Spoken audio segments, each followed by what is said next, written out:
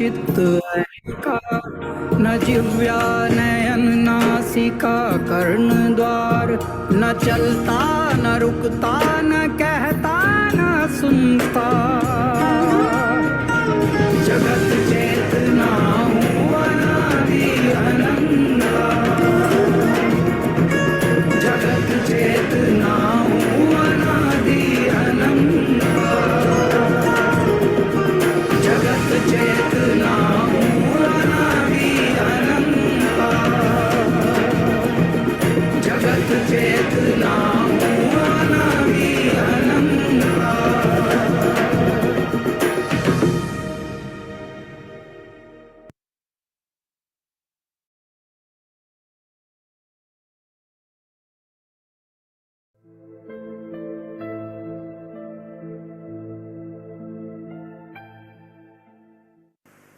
आजकल सही गलत की डेफिनेशन बदली हुई है। जो कुछ साल पहले तक गलत और पाप माना जाता था उसको नॉर्मल बोल देते हैं।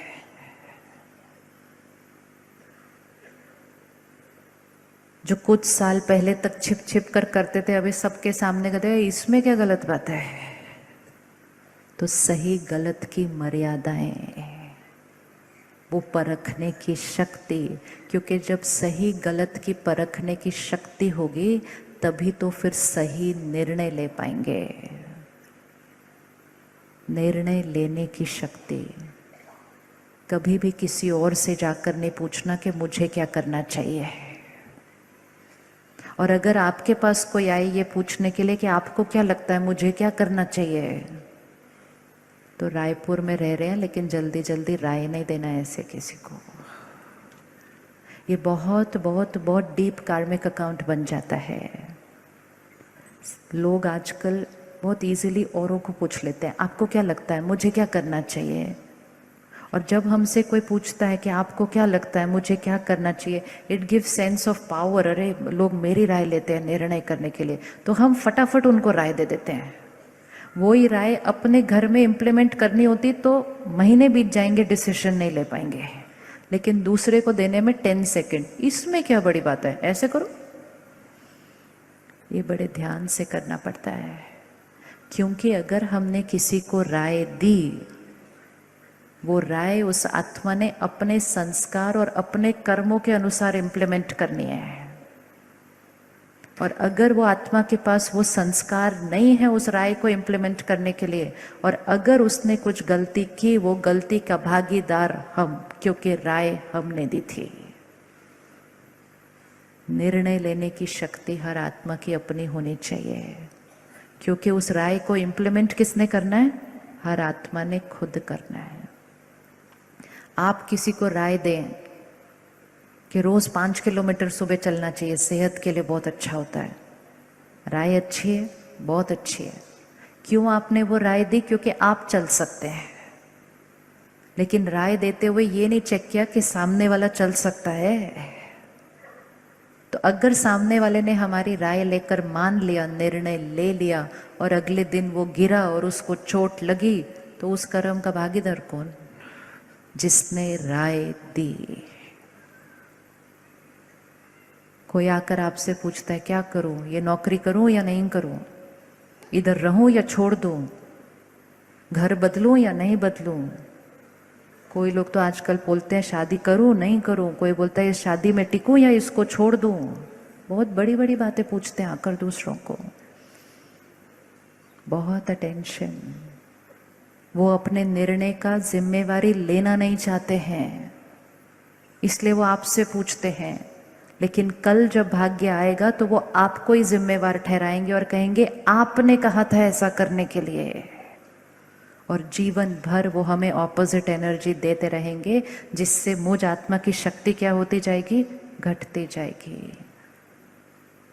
तो बहुत ध्यान से सामने वाला मांगे भी तो उनको कहना है आपको जो सही लगता है वो आपको करना चाहिए। वो बार बार पूछेंगे नहीं आप बताओ आप बताओ, बोलो नहीं, आपको जो सही लगता है उससे सामने वाले की निर्णय करने की शक्ति बढ़ती है।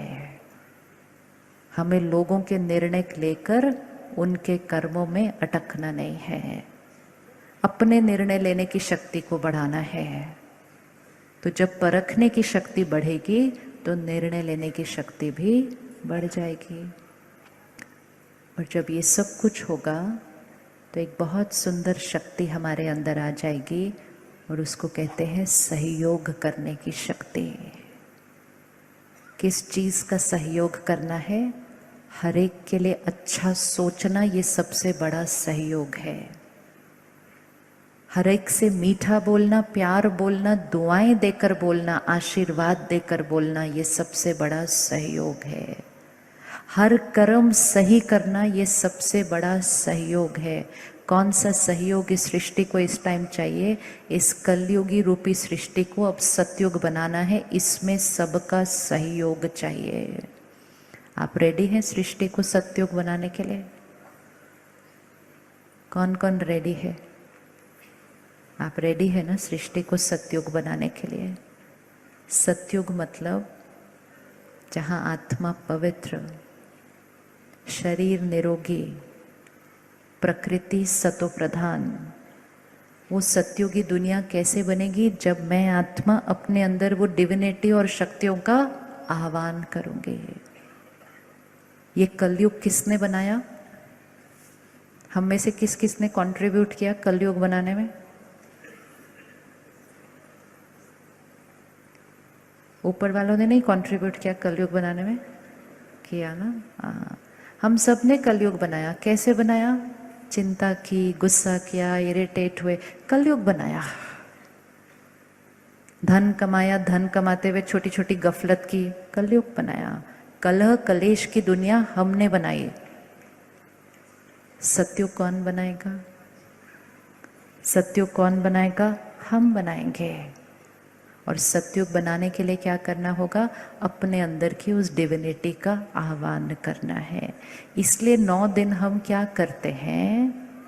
जागरण करते हैं, व्रत करते हैं और देवी का आह्वान करते हैं।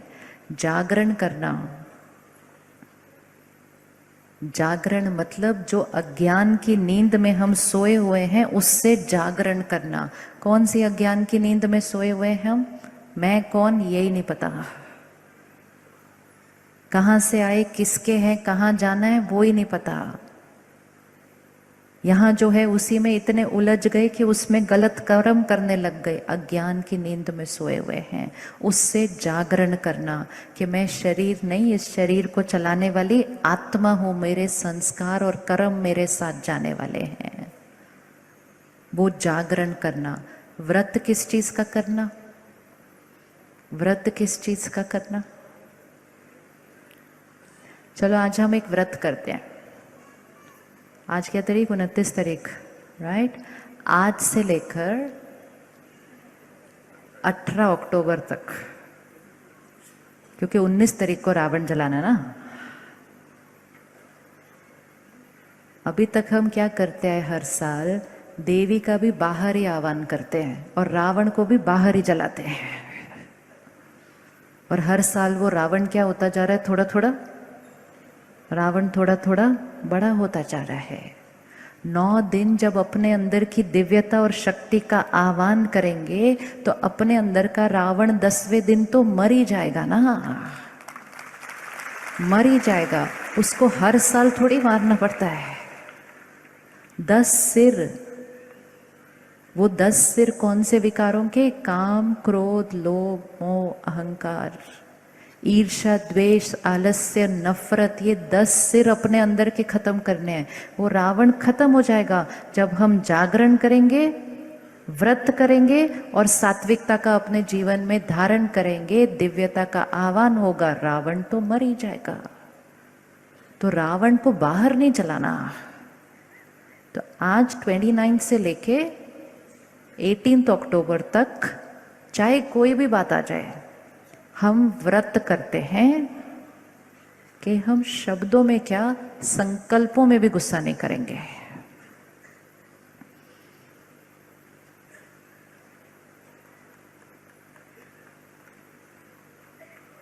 हाँ जी, क्या राय है? करे करे नहीं करे? कौन कौन अपनी पर्सनल गारंटी ले लेता है? पावर तो हम सबके पास है, डिसीजन लेना होता है। सिर्फ डिसीजन लेना है कि मुझे ये करना है, मुझे रावण को जलाना ही जलाना है। सामने वाला अगर अपने रावण को ना जलाए, इसका मतलब ये थोड़ी हम अपने अंदर के रावण को जगा लेके आए। अपने अंदर किसको जगाना है? देवी को जगाना है या रावण को जगाना है? वो चॉइस किसकी है? अपनी है। अज्ञान की नींद में सोए तो अपने अंदर की दिव्यता को मर्ज कर दिया और रावण को इमर्ज कर दिया, तो कलयुग आ गया। डिविनिटी को मर्ज कर दिया, रावण को इमर्ज कर दिया, कलयुग आ गया। सत्युग आना मतलब अपने अंदर के रावण को खत्म करना और अपने अंदर की डिविनिटी को इमर्ज करना है। और जब हम वो करेंगे तब इस सृष्टि पे दिवाली आएगी, इस दुनिया में दिवाली आनी है, इस दुनिया में दिवाली आनी है। दिवाली मतलब एक आत्मा ये करेगी तो एक से दूसरा, दूसरे से तीसरा दिया जलता जाएगा। लाइटिंग ऐसे नहीं होती कि एक बटन दबाया और सारे जल गए। एक से दूसरा, दूसरे से तीसरा, तीसरे से चौथा दिवाली, दीप माला जलानी है।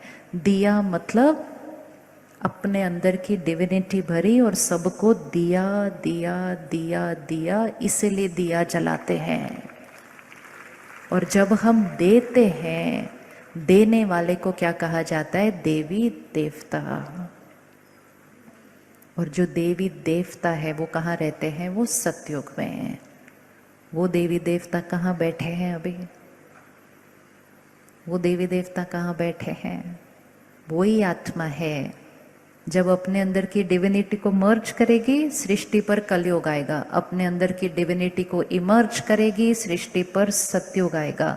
तो इसीलिए सत्यनारायण की कथा करते हैं कि नर ऐसी करनी करे जो नर से नारायण और आगे नारी से लक्ष्मी बने। मतलब क्या?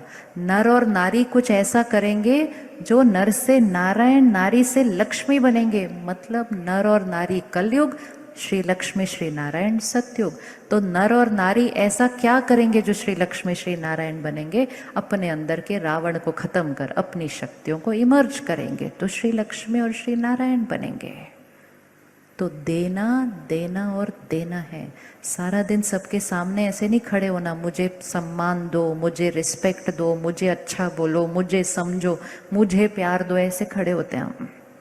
कलयुग मतलब ऐसे खड़े हैं और सतयुग मतलब, कलयुग मतलब ऐसे खड़े हैं और सतयुग मतलब देने वाले। तो देवी देवताओं के सारे हाथ कैसे? एक हाथ ऐसे, एक हाथ ऐसे, देने वाला। सामने कोई भी आए सबको एक बराबर देना है।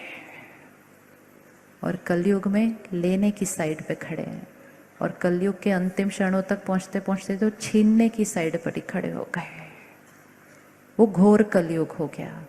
लेकिन अब सृष्टि परिवर्तन का समय, इसलिए नवरात्रि कहा जाता है। रात्रि मतलब जब सृष्टि पर रात्रि है तभी डिविनिटी का आह्वान होगा। सृष्टि पर रात्रि का समय है अभी, सृष्टि पर कलह कलेश का समय है। कलयुग, घोर कलयुग।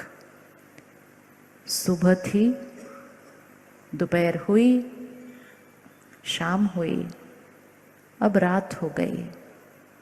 थोड़ी देर बाद घोर रात्रि हो जाएगी। लेकिन उसकी थोड़ी देर बाद क्या होगा? उसकी थोड़ी देर के बाद क्या होगा?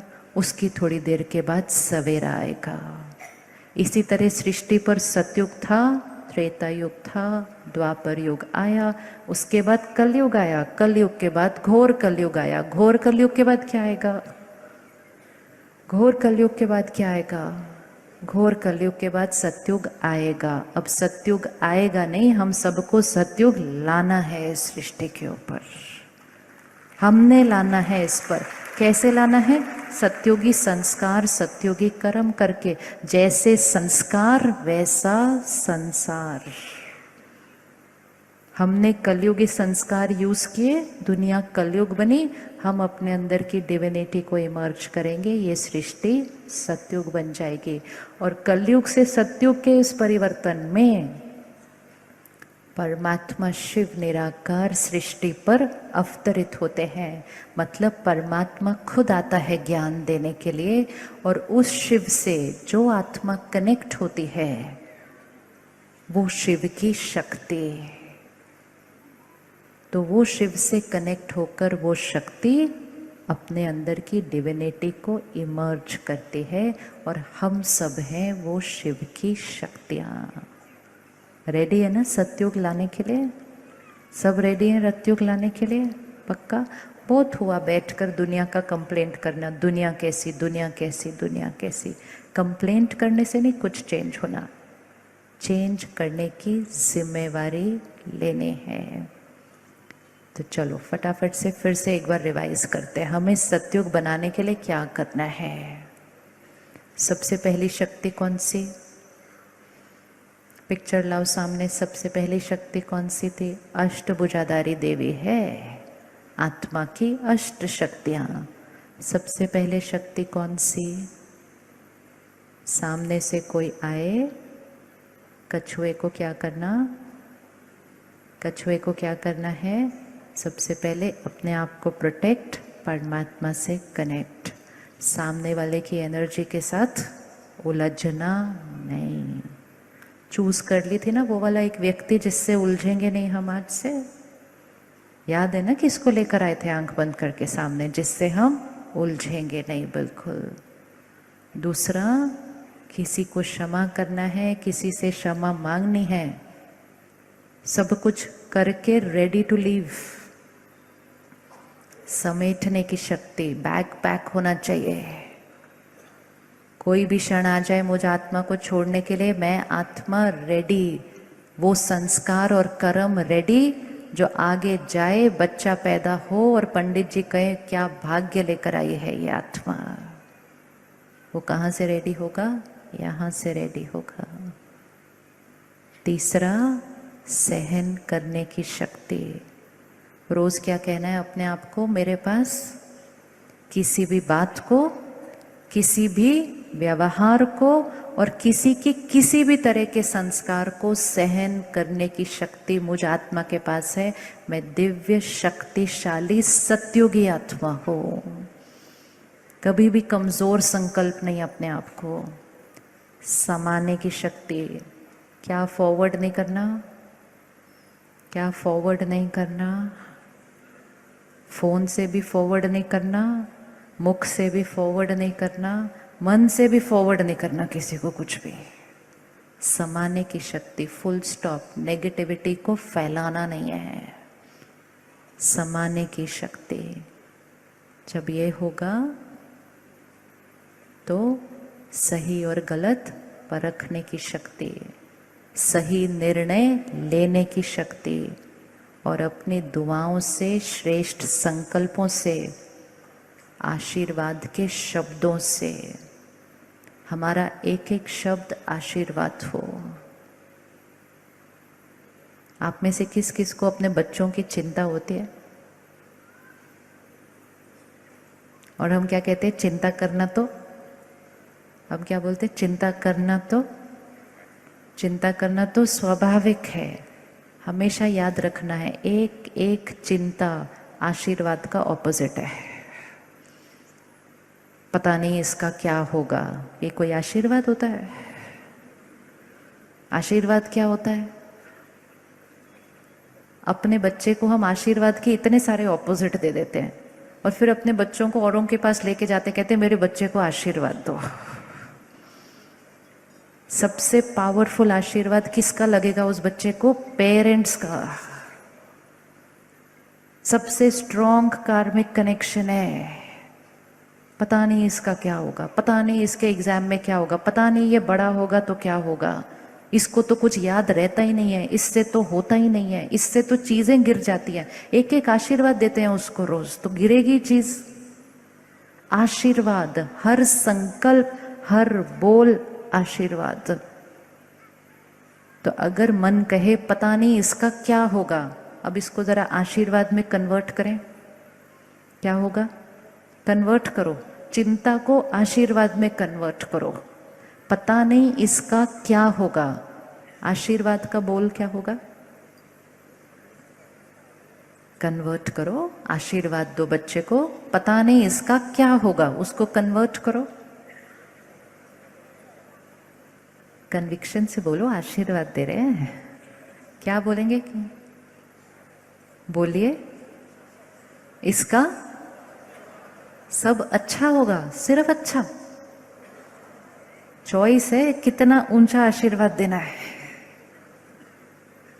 सारा दिन संकल्प चलते हैं, सारा दिन शब्द उच्चारण करते हैं। आशीर्वाद वो नहीं होता सिर्फ जो कभी कभी ऐसे करके दिया जाता है। हर संकल्प और हर बोल एक एनर्जी है जो सामने वाली आत्मा को पहुंच रही है। जब हम ऐसे करके आशीर्वाद देते हैं तब भी कभी कभी हम मन में कुछ और सोच रहे होते हैं।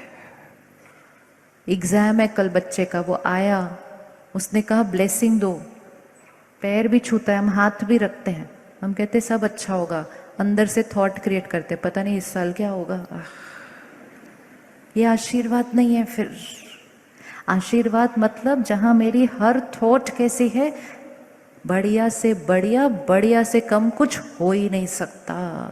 सफलता इसके लिए निश्चित है।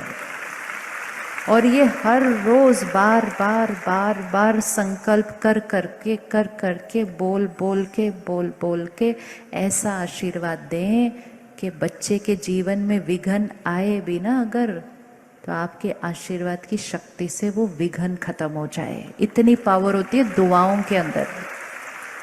दुआओं में इतनी पावर होती है।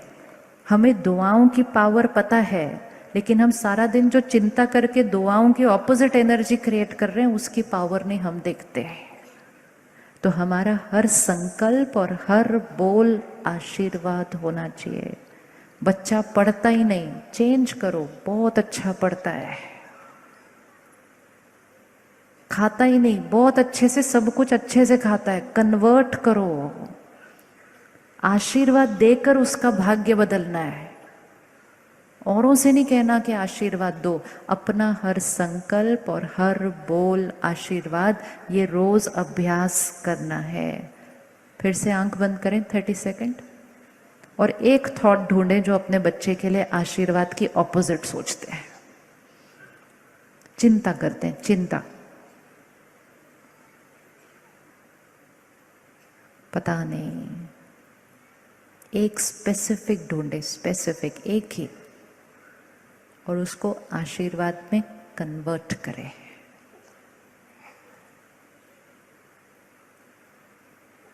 हाईएस्ट एनर्जी की थॉट क्रिएट करें बच्चे के लिए। आपकी एनर्जी उसके संस्कारों पे प्रभाव डालती है। उसके संस्कार उसके कर्म में आते हैं। उसका कर्म उसका भाग्य बनाता है। आपकी थॉट्स और बोल उसका भाग्य पे प्रभाव डाल रही है। हाईएस्ट से हाईएस्ट एनर्जी की थॉट क्रिएट करें।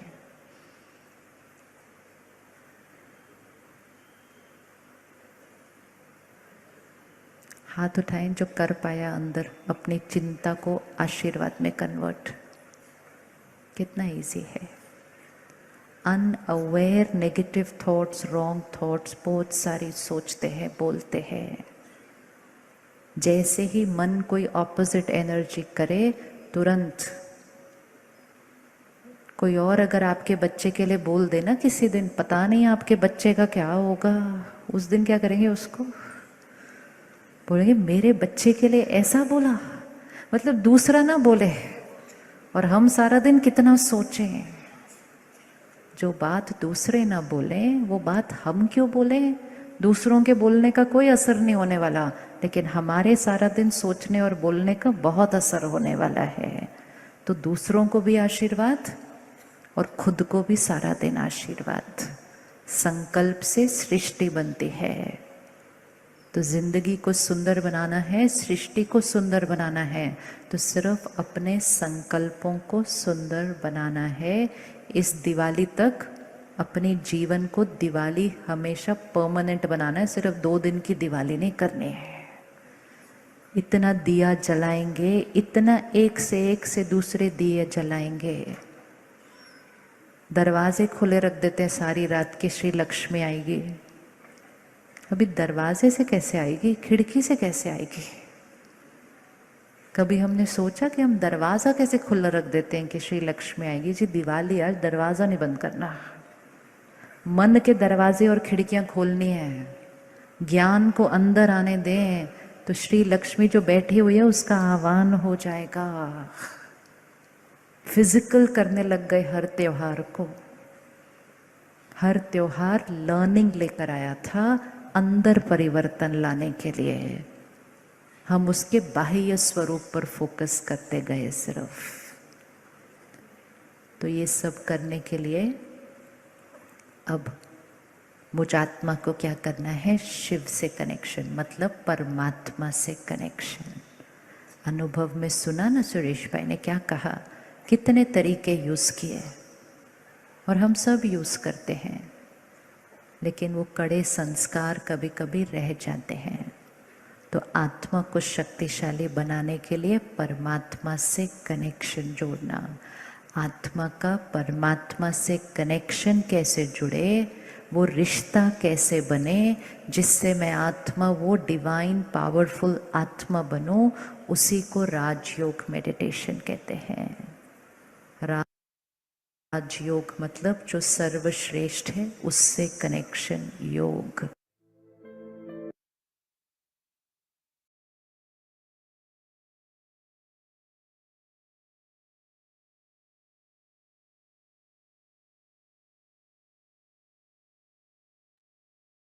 बहुत बढ़िया, हमने मेडिटेशन सुना है।